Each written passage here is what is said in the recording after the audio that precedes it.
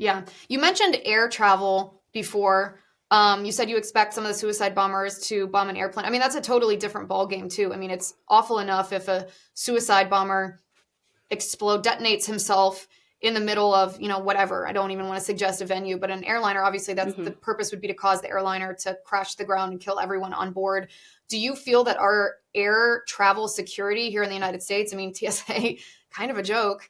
Do you feel that that's adequate to prevent this or no? In my opinion, we should make it mandatory that everybody in the airport goes through the millimeter wave scanner. That's the one where you put your hands up. Until Mm. that's implemented, I don't think our airports are safe right now from the bomb that Al Qaeda says they created. What did they say they created? They've created one that goes through the regular metal detector. So if you're in TSA pre-check, that Yeah. detector, and then they have like put a coating in it so dogs can't alert on the vest. So two pieces of airport security now are off the table if they're being honest about how it works. Do you think they are being honest? I believe they've been honest because they have worked on this bomb for about 20 years over time. There was a very famous bomb maker named Ibrahim al-Asiri. He was Hmm. based mostly out of Yemen, but he did the underwear bomb that kind of didn't go well, the shoe I bomb. recognize that name. Yeah, he's the one that I don't know if you remember. We had that huge plot thwarted where they made an invisible bomb and they put it on like UPS flights to come in the U.S. and the Saudis uncovered it. So this is basically just innovations on his bomb and in honor of him. And so is TSA, the US government, it's probably not just the US government. I mean, this is an international threat to a certain extent. I know Al Qaeda is singularly obsessed with us, but are we as a government doing anything to counter that known innovation on their part?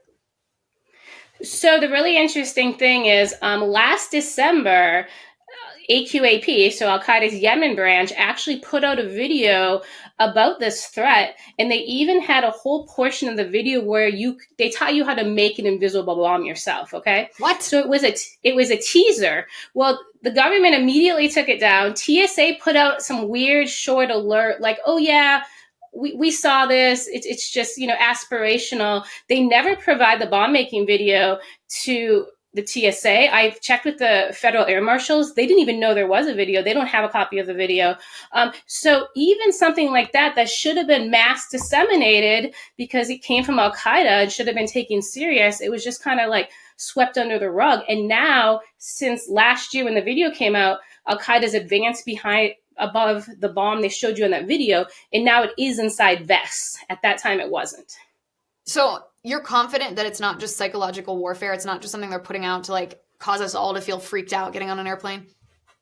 No, I 100% believe the plot's real for the airlines. Now, are they going to target anybody else besides the United States, or is this aimed just at us?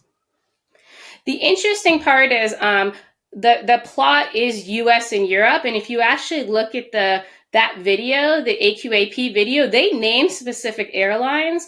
They have U.S. airlines named, and they do have some European airlines named in the video. Really? So, who are our, in your opinion, best and most effective allies internationally to counter this? I would probably say the Brits are maybe the most forward leaning right now in what's going on in Afghanistan. The problem is a lot of people are being fooled by the Taliban and they're falling for the Taliban's narratives, if that makes sense. And they're playing games with diplomacy and thinking about recognizing them. So you kind of need the people who are saying, this is crap. Another government that nobody would think of is, the Egyptians are interestingly kind of ahead of things, right? They're very concerned about what's going on in Syria. So they're likely seeing some of this stuff in Afghanistan. I'd be very interested in them. And then, as I told you, one of the key plotters involved in this is Libyan, right? I know people don't want to hear it, but I'd be really interested in getting General Haftar in and getting his intelligence of what's going on in Afghanistan. We need to start going some different ways at getting this information because the traditional pipelines aren't working because we gave up 99% of our intelligence collection in Afghanistan, so we're almost in the dark. Have you talked to the Trump transition team about any of this? Yeah, I've talked to a number of different people in his transition. And what's been their response?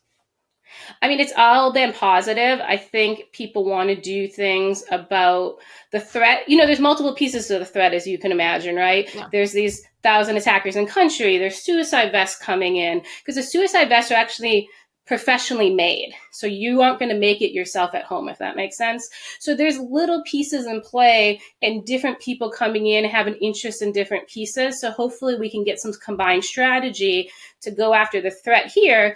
And then really though, what matters, as you know, is going after the mastermind of the plot, right? Because he's going to direct it and say, go. So do you feel, I mean, after those conversations, do you feel confident that they're going to take this threat seriously and take action on it? Or are they just kind of, you're like, yeah, they found it interesting, they were receptive, but like, who knows what they'll do? I think they're going to take it interest. So here's the problem, okay? If you're a new administration, it doesn't matter who you are, you have an agenda, right? Right. Now, if there is this foreign actor or this group and their only goal is to basically throw your agenda all off whack, you got to do something about it, right? So if Al Qaeda is basically going to make terrorism the focus of this year, right? Trump isn't going to be able to do the other things he needs to get done. So he has to like deal with this threat, push it aside, and then get to the job at hand, right? If he kind of ignores this, it's going to keep being a problem. You see the fear just from New Orleans. You've seen everyone talk about who's come over the border, right? Multiple issues there. You know, Americans are worried, right? That's how he got voted in too. They're like, wow, we have these threats in our communities we've never had before. Our law enforcement aren't trained for these threats. Like Americans, you know, need something from his government to feel safe again. So what are the first three things that he should do when he takes office to address this? I think number one is you bomb the command and control of the homeland attack. It's based in Afghanistan. You target the terrorist who's masterminding. His name is Saiful Adil, and then you make some real changes to the security situation at U.S. airports. Those are the three things I would start with. And we know where that command and control center is located in Afghanistan? Yes. And we know where the mastermind is currently located? For the most part. It's going to take a little targeting work, but yes, he's in Afghanistan and he can be found. He can be found. And then changing the security at our airports, what would that entail? Really, you just make everyone go through the millimeter wave scanner. And I do think we could implement some other technology. I'd like to see thermal imaging. You know, it's a lot safer and it's something that could be a fail-safe, right? So I think those two would be successful. And we could do that and it would prevent the, what did you call it, the secret bomb or the invisible bomb?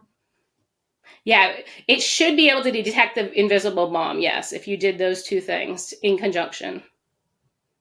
There you go. First three things.